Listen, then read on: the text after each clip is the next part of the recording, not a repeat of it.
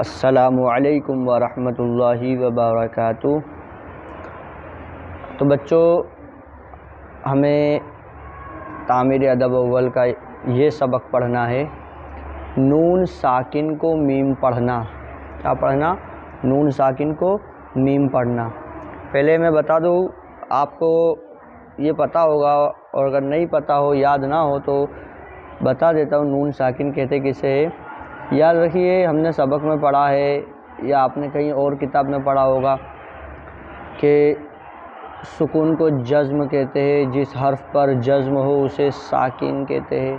ٹھیک ہے، مثال کے طور پر یہ با پر جزم ہے، یہ تو با ساکن ہو گیا۔ واو پر جزم ہے، واو ساکن ہو گیا۔ دال پر جزم ہے، دال ساکن ہو گیا۔ اس کے بازو میں نون پر جزم ہے، نون ساکن ہو گیا۔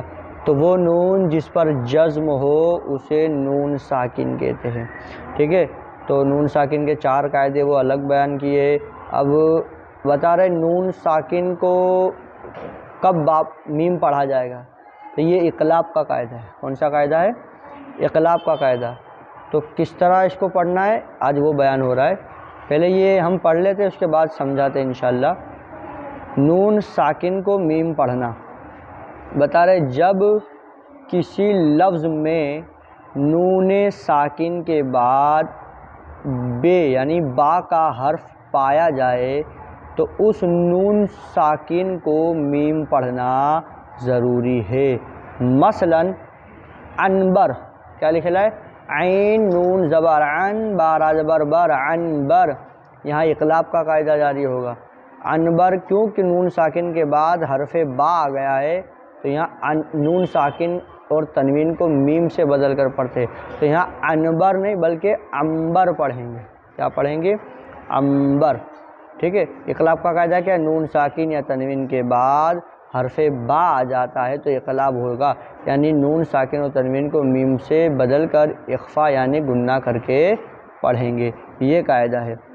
عنبر میں نون ساکن کے بعد بے کا یعنی با کا حرف ہے تو اس نون ساکن کو میم پڑھا جائے گا۔ چلیے، ہمیں یہی آج شروع کرنا ہے۔ آسان سبق ہے، یہ استاد کے لیے ہدایت دے رہے، ٹھیک ہے، لہٰذا استاد عنبر کو عنبر پڑھائے۔ کیا ہے؟ لہٰذا استاد عنبر کو عنبر پڑھائے۔ چلیے شروعات کرتے ہیں۔ بسم اللہ الرحمن الرحیم۔ مندرجہ ذیل الفاظ کی ہجے کرا ہے۔ ذیل کہتے ہیں نیچے، مندرجہ ذیل الفاظ یعنی نیچے لکھے ہوئے الفاظ ہے، اس کی ہجے کرانی ہے۔ ٹھیک ہے، بہت ہی آسان سبق ہے، دیکھ لیجئے۔ شین نون زبر شن، با ہا زبر با، اصل میں شنبا۔ کیا لکھا ہے؟ شنبا، مگر چونکہ نون ساکن کے بعد با آیا ہے اسی وجہ سے اس کو شنبا نہیں پڑھیں گے بلکہ شمبا پڑھیں گے۔ کیا پڑھیں گے؟ شمبا۔ شمبا کہتے ہیں سنیچر کو، فارسی زبان ہے۔ ٹھیک ہے، شمبا، سنیچر، یک شمبا اتوار، دو شمبا سوموار، سہ شمبا منگلوار۔ ٹھیک ہے، اب یہ دیکھیں میم نون زیر مین، بارا زبر بر، منبر۔ کیا لکھا ہے؟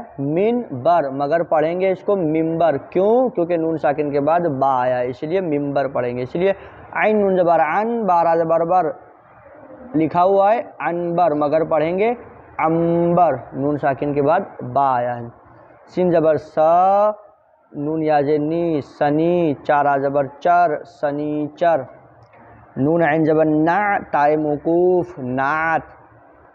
تا نون زبر تن، باواو پیش بو، لکھا ہوا ہے تنبو، لام یاز لی، تنبولی۔ کیا لکھا ہے؟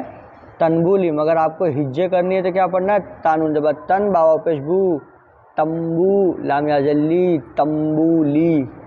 یہ ہجے کرتے وقت میں تنبولی پڑھا رہا ہوں وہ سمجھانے کے لیے، مگر ہجے بھی کریں گے تو تنبولی نہیں پڑھیں گے، تمبولی پڑھیں گے۔ ٹھیک ہے، دال نون پیش دن، با ہا زبر با، دمبا۔ کیا؟ دمبا، مگر کیا لکھے ہے اصل میں؟ دنبا، پڑھیں گے کیا؟ دمبا۔ کیوں؟ کیونکہ نون کے بعد با آیا ہے۔ شین زبر شا، را یاز ری، شریف، فائے موقوف، شریف۔ اسی طرح لکھا ہے حمزہ نون زبر ان، با زیر بی، لکھا ہوا کیا ہے وہ بتا رہا ہوں، اور ہجے کس طرح کرنی ہے پھر بعد میں بتاتا ہوں۔ لکھا ہوا ہے حمزہ نون زبر ان، با زیر بی، انبی، یا لی زبر یا، انبیاء، حمزہ پیش او، انبیاؤ یہ لکھا ہوا ہے، مگر پڑھنا کیا ہے؟ انبیاء پڑھنا ہے۔ ہجے بھی کس طرح کریں گے؟ ہجے دیکھ لیجئے اس کی، حمزہ نون زبر ان، با زیر بی، انبی، یا لی زبر یا، انبیاء، حمزہ پیش او، انبیاؤ۔ یہ انبیاء نبیوں کی جمع ہے، انبیاء لکھا ہوا ہے مگر ہم نے اس کو انبیاء پڑھا، کیوں؟ نون ساکن کے بعد با آیا ہے۔ اب انشاءاللہ اس کے بعد یہ جو سبق ہوگا اسی سے متعلق ہوگا، ٹھیک ہے؟ السلام علیکم ورحمۃ اللہ وبرکاتہ۔